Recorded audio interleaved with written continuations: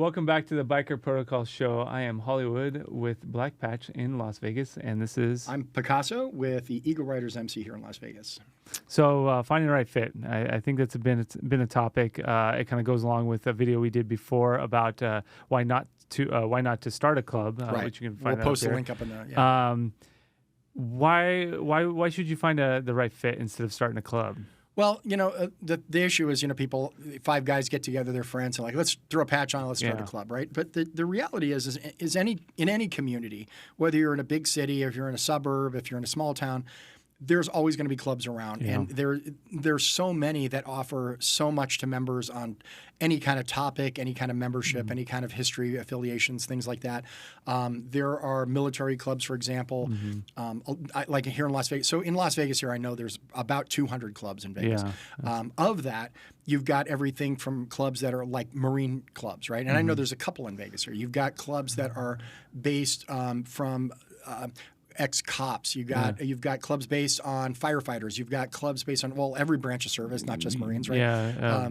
And you see a lot of that, and so Ministries as well too. ministries, That's a big a one. lot of those. Yeah. We have a lot of those here in Las Vegas Yeah. on a variety of different types of Yeah. religious backgrounds, Yeah. right? So it's not even just Christian based, but most of them are. But there are many of them, and a lot of the ministry clubs are really great guys. I mean, Yeah. and most of those guys are pretty hardcore riders. Oh, you, yeah. you wouldn't think of it as like, some pastor of a church has got a motorcycle club. No, some of these guys are, Yeah. they look the part, they act the part, they do everything, but they definitely do a lot of, I wouldn't say proselytizing, but they definitely use the religious background as the the commonality between their members. I think they're kind of like not to go on a tangent, a little bit of the glue between the motorcycle community, because they're always at events all the time. Yeah. blessing bikes, prayers, all that. I think that's, even if you don't believe, Yeah. it's not a bad thing to have. No, not at you all. know? No, certainly not at all. And I think because of their background, I think they become more welcoming to outsiders that are, maybe have a standoffish approach to the Yeah. MC world, right? So so we've got a lot of different genres or categories, however you want to put it, of Yeah. clubs. So there's a lot out there for you to find your fit in. Yeah. If you're a Marine, Navy. Well, even work-related things. So, I mean, tell us about Black Patch, right? So, yeah. because you guys started kind of like, in the entertainment industry. Yeah, Talk yeah. about that a little bit. Our founders started because they were stagehands, and there was not a fit for a local union stagehand club. They were all IATSE local 720s. So that's kind of how we got started. Okay. Yeah. So yeah, I mean, so it's amazing how if you have some kind of a background in something, you can find a fit for some club somewhere, right? Somewhere, yeah.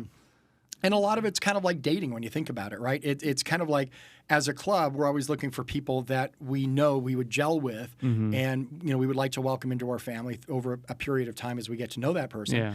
But as you are looking to join a club, it's kind of the same thing. That's why I say it's kind of like dating, because you're shopping around, right? Yeah. Trying to find like where you would be a good fit. And ultimately, I think most people are happier doing it that way in the long run than just patching up and making a whole new club. Yeah. Is because when you can find people that you have a lot of background and common interests with, then it creates a bond. You have rapport like right away. And not only that, joining another club, you already have the established history of that club. Yeah. So there's already members, mostly, I would hope, and a history on it, and its own culture. So sometimes it's nice to just join that, if similar-minded people, and kind of absorb that culture into what you already believe in. Yeah. Instead of trying to start something from brand new and scratch. So, I've seen many clubs in Vegas here that actually have like as a non-voting officer, a club historian. They wear flash for it. And so it's their job to preserve the history, whether it's, especially clubs that have been around for a long period of time, it's their job to maintain the history, whether through photos or documents or, past members or how they evolved or how their chapter came to be. And it's really neat when you see that. Yeah. And they're very, they have to have that knowledge. And it's usually somebody who was like a founding member of the club who knows everything from the beginning. Yeah. And, can share that. We have a lot of, I don't know if you guys do, we have a lot of like photo albums we've made from rides and events that we've done. And we work really hard to preserve that. We have an actual PRO. We have what's the word I'm looking for? A public relations officer. Okay, yeah. So, yeah. And her job is basically to preserve photos and keep documents and all that. She's really good at it. Yeah. And so, we can always go back and look at things. And so what's great is when we have like a hang around, for example, and they've been hanging around us for a couple of months, and they start showing some interest in possibly prospecting, what I'll usually do is have them sit down with our PRO or other officers and explain our long history, and explain how we evolved and how the club changed and everything, so they have like a good knowledge of going in. Yeah, I think the history is super important. And actually, one of our other videos, which we can link either up here in the description, on a review on the Bike Riders movie that came out recently, it was like, it wouldn't have been possible if it wasn't for someone documenting the history. Right. And I think that's super important because just the culture in general is, if it wasn't documented in some way or another, then it would have been lost, you know, and we wouldn't be where we're at. So I think that's super important. And that's something when you're finding your fit. Do they have a history? Do they document it? Do they have a culture within the club, within the motorcycle culture? We actually have like a document that we maintain, kind of like I remember writing it a couple years ago, and it was like, I was up one night, and I think I had insomnia, and I was up one night, and I'm like, you know what, I'm going to write out our club's history, because I was a founding member of the club. So I went out, and it's like a 8-9 page document now, and we keep adding to it. But it was like a whole history. Here's how we got started. Here's all the original members, some of which have gone, some of which have passed away, things like that. And we've documented everything. So this way, again, I can kind of hand it to somebody and say, all right, here's our history. We're gonna get quizzed on it. When you're prospecting, right? So, I think every member should know the history where you come from, because it's like not knowing your own history of where you were born and raised. I mean, I know people, some may not, but it's important because it gives you that tradition and kind of that want to continue in it in a way, like to create your own addition to that history. Yeah. But like, getting back on our topic, so like, how did you, when you found Black Patch, how did you say, this is a club I want to join? So how did that happen? Well, I think so. Going back to the fitment of where you fit in, that's where I kind of decided, because I looked around. There was no clubs. Being a videographer, camera person, film production person, there was nothing like that, and that's my passion. Like obviously we're doing this. Yeah, right. And so I came across the Black Patch, this club, and that's what they were: entertainment. It was, at the time, it was centered more around the stagehand aspect, but has since expanded as entertainment in general. Because stagehands, the idea is they, like, our going, I don't want to call it a motto, was, well, you guys are having fun on the weekend, we're letting you have that fun. Or something along those lines. That's not word for word, but we're filming all the stuff that you're having fun with, the concerts you're going to on the weekend, well, we're working those concerts, right? And stuff like that, or filming those concerts. So it was definitely a fit in that aspect, and I didn't see anything else that was even close to that for me personally, and so that's kind of what drew me towards it. Interesting. Yeah. With me, it was we had the president of our club was starting up a chapter. We started kind of like as an RC that was we were an MC that was really more like an RC, and so we had an affiliation with some other people that we decided to grow the club with, and so I started off as, even though I was like a founding member of the club, I was a non-officer.